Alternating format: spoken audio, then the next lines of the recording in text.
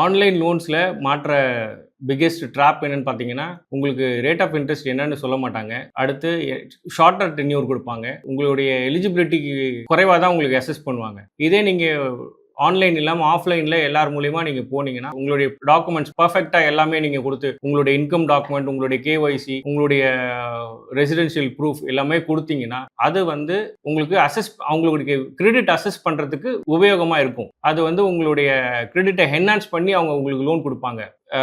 ஆன்லைன்ல பாத்தீங்கன்னா, உங்களுக்கு வந்து எல்லாமே அவங்க வந்து ஒரு ப்ரீ ஃபிக்ஸ்டு எல்லாமே அப்ளிகேஷன்ஸ்ல இருக்கும்.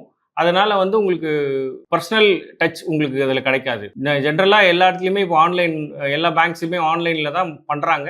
ஸ்டில் இன்னும் ஆஃப்லைனில் பண்ணுற நிறைய பேங்க்ஸ் இருக்குது. ஆன்லைனில் பண்ணுற பேங்க்லேயே வந்து ஆஃப்லைன்லேயும் பண்ணுவாங்க. அவங்க வந்து எலிஜிபிலிட்டி ஜாஸ்தி கேட்டாங்க அப்படின்னா ஆஃப்லைனில் போனால் மட்டும்தான் பண்ண முடியும். நீங்கள் ஆன்லைனில் அப்ளை பண்ணி ஒன்ஸ் அது அப்ரூவ் ஆகிடுச்சுன்னா திருப்பி நீங்கள் ஆஃப்லைனில் போக முடியாது. நீங்கள் அது போகும்போது உங்களுக்கு ஆன்லைனில் போகாத நீங்கள் ஆஃப்லைனில் போய் பண்ணுறது தான் வந்து பெட்டர் வேன்னு நான் சொல்லுவேன். இது வந்து எல்லா இடத்துலையுமே நடக்கிற பொதுவான விஷயங்கள் தான். ஒரு சின்ன எக்ஸாம்பிள், ஒரு கஸ்டமருக்கு வந்து லோன் தேவைப்பட்டது. நம்மளை அப்ரோச் பண்ணாமல் டைரெக்டாக அவங்களே போயிட்டு ஆஃப்லைனில் பண்ணாமல் அவங்க ஆன்லைனில் லாகின் பண்ணி எல்லாம் பண்ணாங்க.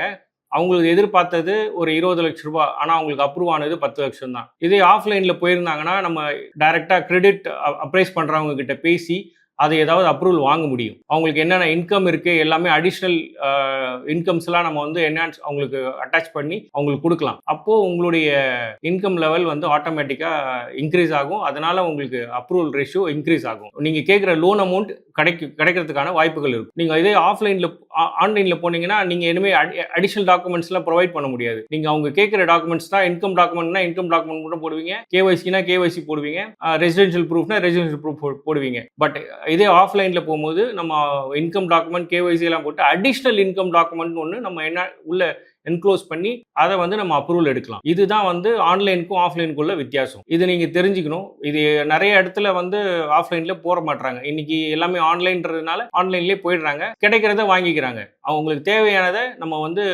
டைரெக்டாக அப்ரோச் பண்ணாமல் ஒரு கன்சல்டன்ட் மூலியமா அப்ரோச் பண்ணிங்கன்னா உங்களுக்கு இதுக்கான சொல்யூஷன் உங்களுக்கு கிடைக்கும். மேலும் தகவல் தெரியணும்னா கிரெடிட் கேபிட்டல் சேனலை சப்ஸ்கிரைப் பண்ணிக்கோங்க. இது தவிர்த்து நேராக பேசணும் அப்படின்னு தோணுச்சுன்னா ஸ்க்ரீனில் தெரிகிற நம்பரை கால் பண்ணுங்கள். தேங்க்யூ.